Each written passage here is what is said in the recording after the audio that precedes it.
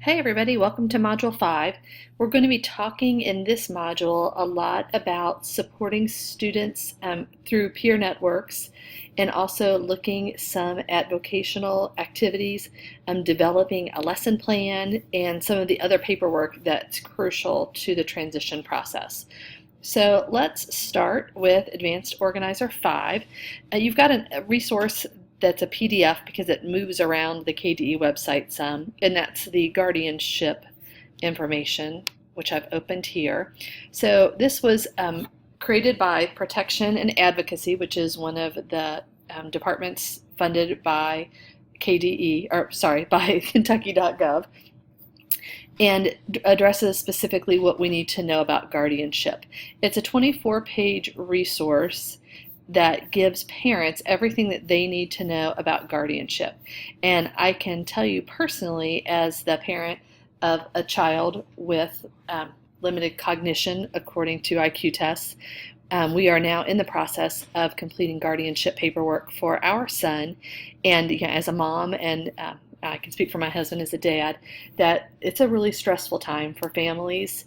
You're dealing with not only the legal paperwork that goes with guardianship, but you're also dealing with all the parenting emotions and dreams for your child, and coming to that understanding and realization that you have a child who will be an adult that you will be responsible for the rest of your life because they have a very significant disability. So it is by no means an easy time navigating the government as we try and complete the paperwork, but also just navigating our own emotions and hopes and dreams for our child. So as you're supporting families and thinking, why can't this family just get their act together, know that there's more to it than just filling out a few pieces of paper. There's a lot of life dreams that go into this format. My husband has spent about 4 days so far running back and forth to the courthouse and our doctor's offices, trying to find the right offices, the right paperwork, because guardianship isn't something that's applied for often. Many of our local county offices are not familiar with the process and don't know where things need to be filed or filled out, don't know which forms.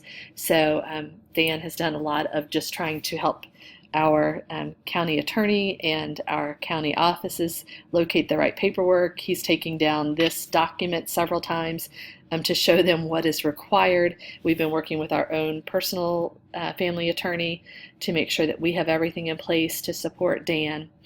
And we've also just dealt with our own emotions and our own feelings as we go through this process. So notes to self, not an easy time, definitely a time when you want to be supportive of families and give them an opportunity to talk and share.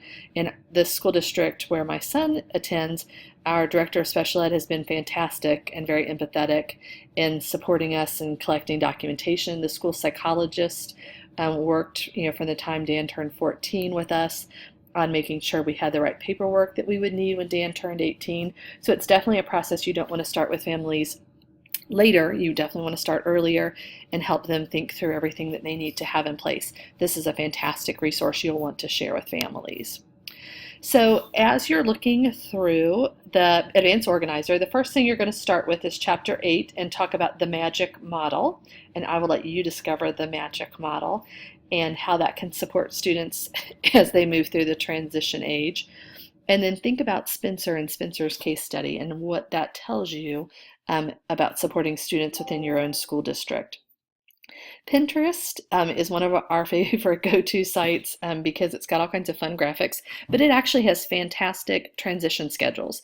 So I'd recommend you taking a quick gander to see what kind of transition schedules you see. And I would also encourage you to look for some other organizers that you could use to help students transition from being a high school student to being an adult responsible for their own paperwork, for their own medical expenses, all of that that comes with being a grown-up.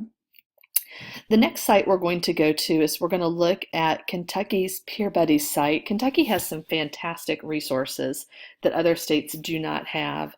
And one of them is the Peer Buddies site. So I'd like you to take some time, look through the Peer Buddies site, And think about your own school and school district. What can you do to help set up peer buddies within your own district?